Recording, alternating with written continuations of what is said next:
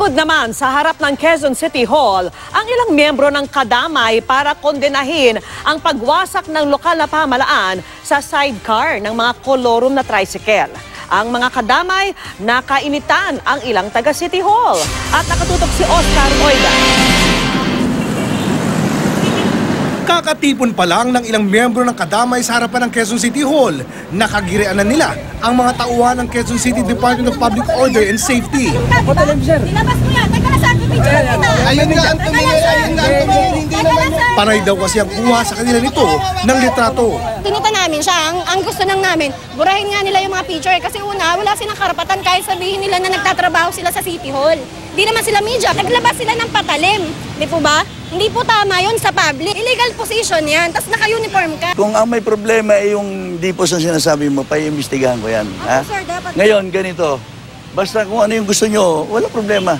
Magprograma kayo rito. Sumugod ang mga kadamay para kondinahin ang pinapatupad na Quezon City Tricycle Management Code of 2014.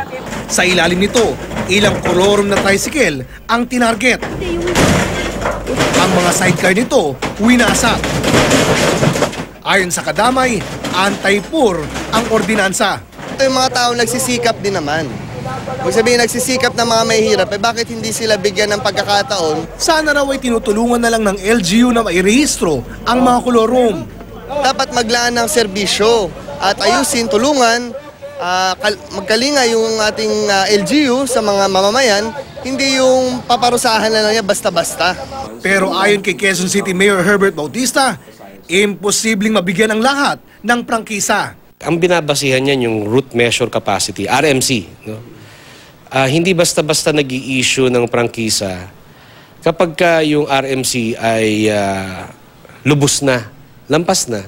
Di ba? For example, ito sa kalye na to, 4 lang na tricycle lang dapat. Eh di 4 na prangkisa lang yung dapat. At kaya lang naman daw nila winawasak ang mga nakukumpis ng sidecar. Yun, mga nakailang huli na yun. Hinuli, tapos, o sige, pinatawag, pinagbayad lang ng multa. Hinuli ulit, o sige. Pero ito, iba na eh. Pabor naman ang Barangay Pinyahan Toda sa crackdown laban sa kolorum na tricycle. Oscar Oida, nakatutok, 24 oras.